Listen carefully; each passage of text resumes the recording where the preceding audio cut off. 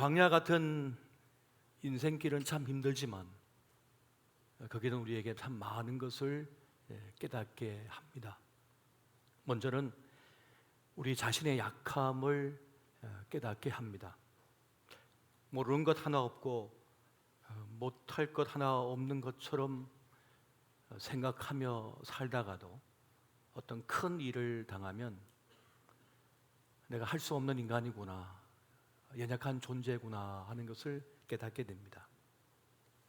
너는 단지 안개일 뿐이다 라고 하는 그 하나님의 말씀이 가슴 깊이 울려오게 됩니다. 또 우리는 이 광야 같은 인생길을 살면서 정말 소중한 것을 깨닫게 됩니다. 전에는 이것도 중요하고 저것도 중요하고 다 중요했는데 이 광야 같은 인생길을 지나면서 정말 소중한 것이 무엇인지, 진짜 가치 있는 것이 무엇인지가 선명하게 보이기 시작한다는 것입니다. 그리고 더 나아가서는 이 광야 같은 길을 가는 동안 우리는 생략하는 법을 알게 됩니다. 전에는 이것도 가져야 했고 저것도 가져야 했고 다 가져야 한다고 생각했는데 굳이 그거 필요 없다는 것을 알게 됩니다. 단순하게 사는 법을 깨닫게 되고 없어도 사는 법, 생략하는 법을 깨닫게 됩니다. 그리고 우리는 이 광야 같은 인생길을 가는 동안 정말 감사할 것이 무엇인지를 알게 됩니다. 저는 무엇으로도 만족을 못했는데 그 큰 일을 겪고 광야를 거치는 동안에 한 조각의 그늘도 참 소중하고 밤사이에 내리는 이슬조차 하나님의 은총이라고 하는 사실을 깊이 깨닫게 됩니다. 그렇게 성숙한 신앙은 일상 속에 이슬처럼 다가오는 그 은총을 깨닫는 데 있는 것 같습니다. 그렇게 우리의 평범해 보이는 일상은 무료하게 여겨질 만큼의 당연한 그 일상은 사실은 기적이며 은총임을 새삼 우리는 깨닫게 된다는 것입니다. 감사할 것이 없어 보이는 이때 우리가 추수감사주의를 맞이했고, 그래서 제가 감사 이유에 대하여 우리가 함께 살펴보았으면 좋겠습니다. 오래전 가이드 포스트에 보면 Pay a Pilgrim's Thank라고 하는 그런 제목의 글이 있었습니다. 그게 보면 한 가지 질문이 있었는데요, 아메리카 신대륙에 도착한 첫 해에 청교도들은 어떻게 살아남았는가? 라고 하는 질문이었습니다. 근데 그 답이 무엇인가 하면 아주 간단명료합니다. 그들이 감사를 선택했기 때문이다. 그렇게 답을 주고 있습니다. 감사함을 통하여 그들이 그 척박한 때를 살아낼 수가 있었다는 것입니다. 102명이었던 사람이 이 전염병과 추위와 그리고 기아로 58명만 남게 되었어요. 그럼에도 불구하고 그들은 감사를 선택했다는 것입니다. 그들이 감사한 것은 평안했기 때문이 아닙니다. 일이 잘 되어졌기 때문도 아닙니다. 형통했기 때문이 전혀 아니었습니다. 큰 성공을 거두었기 때문에 감사한 것이 아니라 도리어 절박하고 그 사망의 어둠의 터널을 지났기 때문에 그들은 감사할 수가 있었다는 것입니다. 그들은 감사하라고 하는 그 말씀에 순종할 줄 아는 사람들이었습니다. 감사 절기까지 만들어 지키게 했던 여호와 하나님의 뜻을 쫓아서 그들은 추수감사절을 만들어서 그렇게 하나님 앞에 감사했던 것을 보게 됩니다. 그렇게 감사는 고난을 이기게 합니다. 감사는 지혜의 근본이요 승리의 힘이요 능력의 원천이 되는 것을 우리에게 알려주고 있습니다. 감사의 마음을 가진 사람만이 어떤 일이든 지속할 수가 있습니다. 어떤 어려움도 버틸 수가 있고 그것을 끝낼 수가 있습니다. 어떤 사람은 성공 때문에 무너집니다. 어떤 사람은 실패 때문에 무너집니다. 어떤 사람은 버림당함 때문에 무너지는데, 감사를 선택한 사람, 감사가 있는 사람은 성공해서도 넘어지지 않습니다. 실패해서도 넘어지지 않고 버림당해서도 무너지지가 않는다는 것입니다. 여러분, 하나님께서 우리에게 지어주신 십자가, 그 직분도 감사할 줄 아는 사람만이 그 직분의 무게를 지탱할 수가 있습니다. 하나님의 거룩한 일을 하는 데에도 시험이 옵니다. 어려움이 찾아옵니다. 직분에 무게가 있다는 것입니다. 여러분, 유명세라고 하는 게 있죠. 유명한 사람들이 내야 되는 세금이라는 뜻이에요. 그래서 개인 생활이 없어요. 자유를 누릴 수가 없어요. 마트도 갈 수 없고 여행도 함부로 갈 수 없습니다. 사람들이 저 동물원에 호랑이 구경하듯이 자꾸 쳐다보려고 하고 만지고 싶어하고, 그래서 자기 삶을, 자유로운 삶을 누릴 수가 없어요. 그게 유명세라고 하는 것이죠.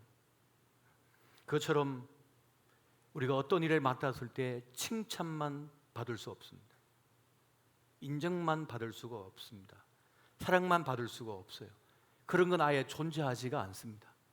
때로는 시기도 당하고, 때로는 질투도 당하고, 때로는 미움도 당합니다.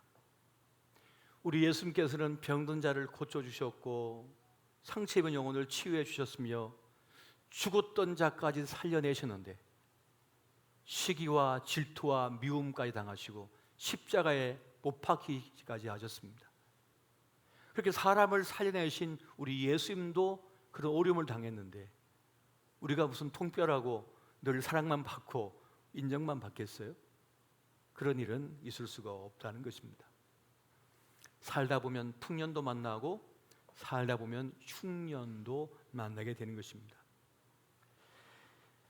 풍년의 때는 보람도 있고 칭찬도 있고 인정도 있고요, 좋은 게 넘쳐나지만 교만이 찾아옵니다.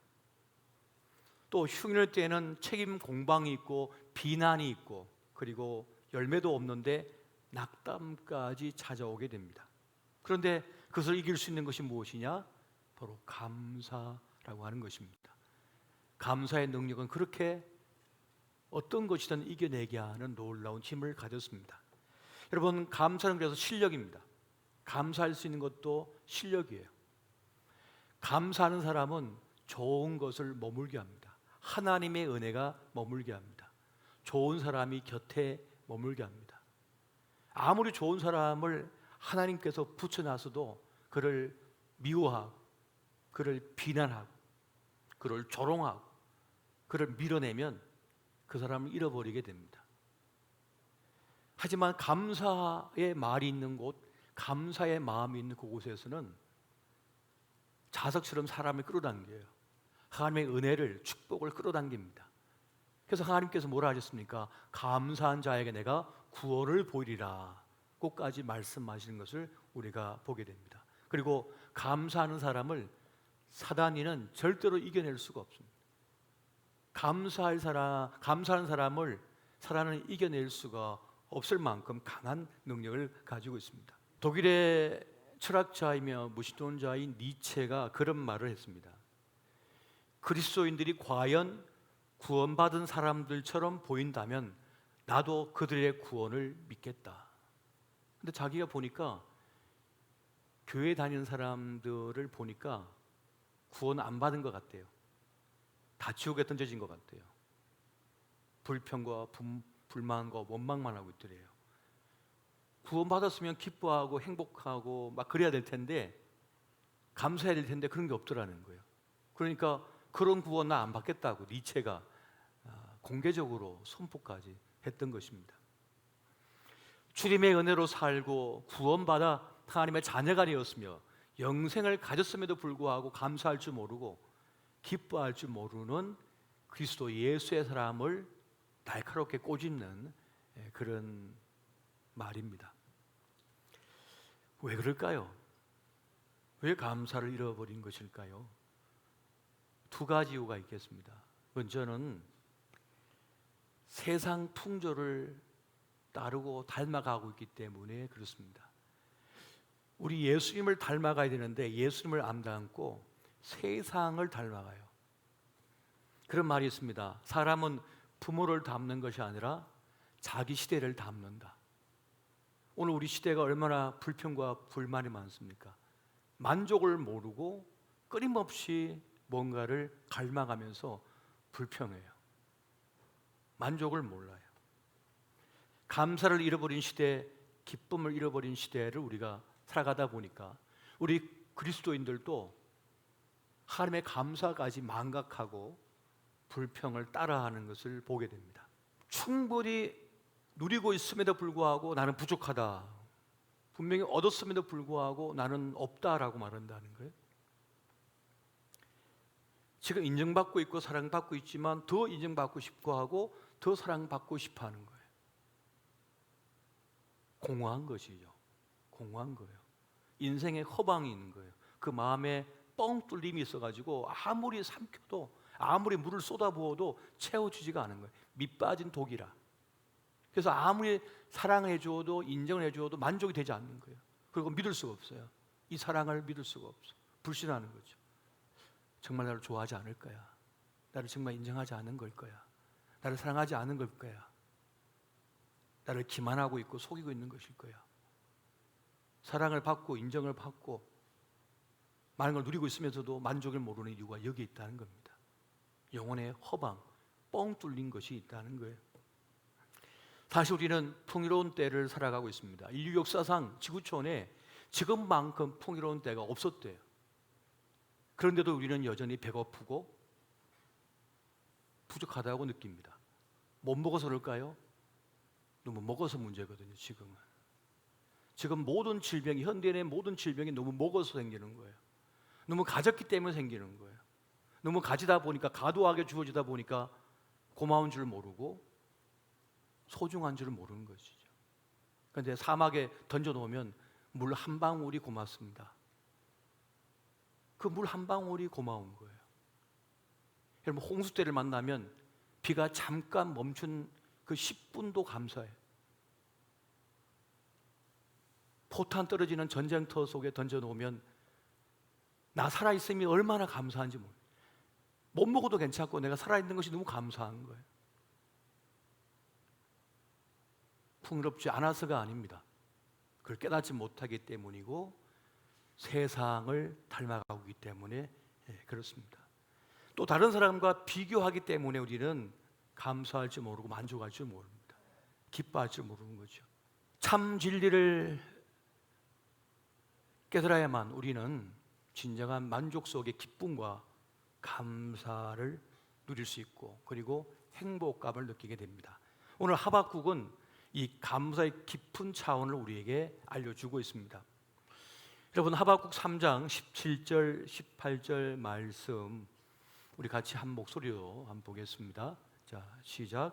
비록 무화과 나무가 무성하지 못하며 포도나무에 열매가 없으며 감람나무에 소출이 없으며 밭에 먹을 것이 없으며 우리의 양이 없으며 외양간에 소가 없을지라도 나는 여호와로 말미암아 즐거워하며 나의 구원의 하나님으로 말미암아 기뻐하리로다. 아멘. 여러분, 외양간에 소가 없고 무화과 나무 열매가 풍성하지 못하고 포도나무의 열매가 없으면 망한 겁니다. 실패한 겁니다. 사람들은 말합니다. 당신 실패했어. 당신 망했어. 이겁니다. 이것이 현실이라는 거예요.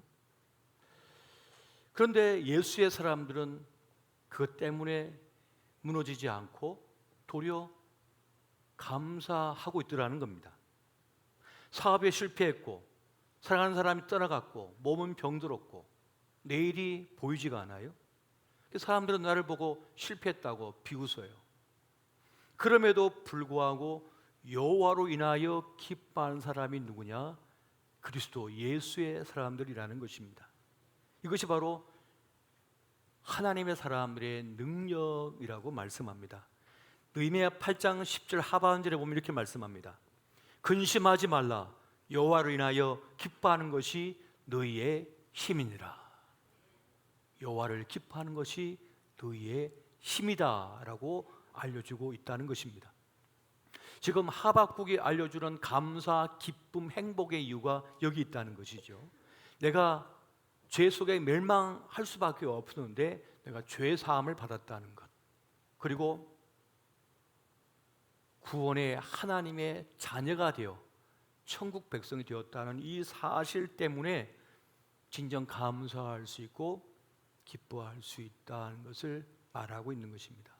여러분, 죄의 삭선 뭐라고요? 사망. 죄의 열매는 멸망이라는 것이죠.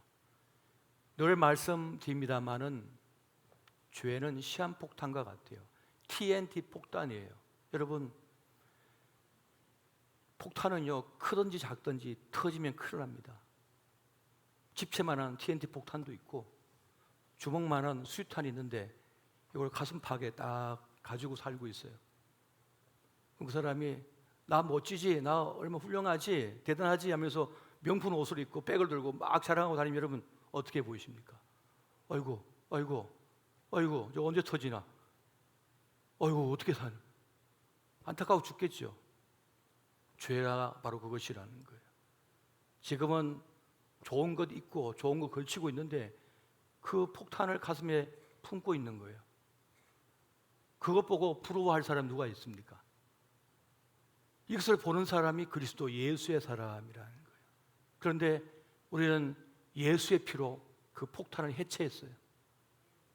그 예수의 피가 열쇠예요. 그래서 해체해버렸어요. 그래서 죄가 더 이상 나를 어떻게 장악하지 못하고 나를 파괴시킬 수 없어요. 예수의 피로 우리가 목욕을 했거든요. 씻어냈거든요. 해독제를 먹었거든요. 예수의 피, 해독제를 먹었기 때문에 더 이상 어떤 독을 먹어도 그것에 해를 받지 않는 거예요. 그래서 그걸 알기 때문에 감사하고 기뻐하고 행복하며, 세상의 사람들은 이 땅이 전부라고 생각해서 여기에 모든 목숨을 걸고 있지만 우리는 이 세상도 살지만 이 세상 넘어 영원한 생명, 하나님 나라의 백성이라고 하는 사실, 하늘의 시민권을 가지고 있는 사람들이잖아요. 그래서 죽어도 죽음이 끝이 아니에요. 그 너머가 있는 걸 알기 때문에 그 너머를 보장받고 있는 사람입니다. 그렇기 때문에 이것을 알기 때문에 감사하고 기뻐하며 행복해야 할 수 있다는 것, 지금 이 절대적 진리를 하박국은 지금 알려주고 있는 것입니다. 의인은 그 믿음으로 말미암아 살리라라고 이 하박국이 먼저 말을 했어요. 한번 따라해 보십시오. 의인은 믿음으로 말미암아 살리라. 이 구원의 참 진리를 알기 때문에 하박국은 외양간에 소가 없고 포도나무에 열매가 없어도 나는 구원의 하나님으로 인하여 기뻐한다고 고백하고 있는 것입니다. 할렐루야. 이 확신을 가질 때 우리는 감사와 기쁨을 누리게 될 것입니다. 지금 추수감사 예배를 드리면서도 별로 예배에 나오면서 여러분 별로 감사한 마음도 없고 별로 기쁘지도 않았을 거예요. 그 이유는 구원에 대한 확신이 없기 때문에 그렇습니다. 이 하나님의 은혜의 확신이 없기 때문에 그렇습니다. 여러분, 하나님께서 우리를 어떻게 선택하셨는지를 예레미야의 예를 통하여 잘 알려주고 계신데요. 예레미야 1장 5절에 보면 이렇게 말씀하죠. 내가 너를 모태에 지기 전에 너를 알았고 내가 배에서 나오기 전에 너를 성별하였고 너를 여러 나라 선지자로 세웠노라. 우리가 이미 모태에서 만들어지기 전에 우리를 이미 아셨고 우리의 존재를 아셨고 우리를 거룩하게 선별하셨으며 우리에게 삶의 사명을 주셔서 살도록 인도하시고 계시다는 것을 말씀해 주고 있는 것입니다. 그 귀한 데서 불러내어 빛의 사람으로 살아가게 하셨다는 것입니다. 하나님은 우리가 그덕 죄를 짓고 잘못해도 우리를 버리지 않습니다. 여러분, 신앙생활 하다가 얄미운 사람 있잖아요. 꼴미운 사람 있죠. 가다가 칵 넘어져갖고 코가 깨져라 하는 마음이 있는 분이 있을 거예요. 그런데 그런 일이 안 생겨요. 왜 그런 줄 아세요? 주님께서 은혜를 베풀고 계시거든요. 나에게도 은혜를 베푸시지만 그 꼴미운 사람에게도 은혜를 베풀고 계셔요. 주님께서 나만 구원하는 게 아니라 그 사람도 구원하고 계시거든요. 그래서 여러분 뜻대로 안 됩니다. 주님께서 돌보고 계셔요. 그 얄미운 사람도, 나를 배신하고 간 그 사람도 주님께서 불쌍히 계셔갖고 돌보고 계신다니까요. 이 은혜가 작동하고 있는 거예요. 놀라우신 은혜가. 이걸 알 때 우리는 감사할 수 있고 고마운 마음을 가질 수가 있다는 것입니다. 그러니까 주님은 우리를 끝까지 포기하지 아니하시고 우리를 불러서 정말 부족하기 끝이 없는 우리를 불러가지고 하나님의 거룩한 위대한 그 역사에 함께 일하자고 초청하시는 거예요. 나와 함께 하자. 나와 이 일을 하자. 얼마나 귀하고 복들인지 모르겠습니다. 여러분, 우리가 가진 소유나 건강이나 어떤 관계는요, 얼마 못 갑니다. 다 소멸해 버립니다. 약해요. 검사하져 버리는 거예요. 그것이 빠져나갔을 때는 슬픔과 절망밖에 없어요. 거기에 소망을 걸고 있는 사람은. 사람에게 소망을 걸고 있다. 내 건강에, 내 미모에 소망을 걸고 있다. 내 가진 능력에, 영향력에 소망을 걸고 있다. 다 빠져나갑니다. 그럼 그거 빠져나갔을 때 어떻게 돼요? 내 마음도 무너져요. 불행해져요. 나이가 들수록 불행감 속에 빠져듭니다. 그런데 그것에 소망한 것이 아니라 구원의 하나님께 소망을 걸고 있는 사람은 내가 젊었을 때나 나이 들었을 때나 내가 능력이 있을 때나 없을 때나 구원의 하나님이 나와 함께 하시고 나를 돌보고 계시며 나를 이끌고 있다고 하는 사실을 깨닫기 때문에, 확신을 갖고 있기 때문에 그 사람은 더 감사하고 더 고마운 마음을 가지며 나아갑니다. 내가 잘나고 잘 나갔을 때는 주님께서 함께 계셨으나 내가 못나고 형편없었을 때는 나를 떠나실 줄 알았는데 안 떠나시고 함께 계시거든요. 사람은 다 떠나가는데 주님은 안 떠나시거든요. 끝까지 나를 붙들고 계시거든요. 이것을 알기 때문에 감사하고 기뻐하고 행복할 수 있다는 것입니다. 여러분, 살다 보면 큰일을 겪습니다. 큰일을 겪으면 내가 그동안 의지하고 가지고 있던 것이 보잘것없다는 사실을 깨닫게 됩니다. 이분이 큰 사건을 나가면서 공부가 무슨 소용인가? 내 지위가 무슨 소용인가? 내 아파트가 무슨 소용인가?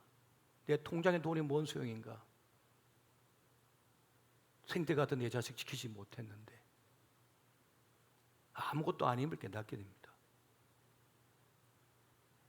내 숨조차 내 뜻대로 안 된다고 하는 사실을 깨닫는 순간 우리는 더 큰 존재, 진짜 나에게 소중한 것이 무엇인지를 깨닫게 되는 것입니다. 여러분, 세상 만물은 생성과 소멸의 순환 속에 있습니다. 주님이 호흡을 주셨다가 호흡을 거두어 가시면 끝나는 거예요. 그냥 흙으로 돌아가는 것입니다. 그런데 여러분, 그거 아십니까? 주님께서 때를 따라 주시는 은혜가 우리에게 지금 넘치고 있다는 사실을, 때에 따라 주시는 은혜가 있어요. 이 은혜를 분별하는 지혜가 있어야 됩니다. 아, 주님께서 지금 나에게 이 은혜를 불어넣고 계시구나. 나에게 허락해 주셨구나. 여러분, 필요 이상으로 사람에 대한 기대를 버리십시오. 필요한 만큼만 사람을 기대하십시오. 필요한 만큼만 건강에 대한 기대를 가지십시오.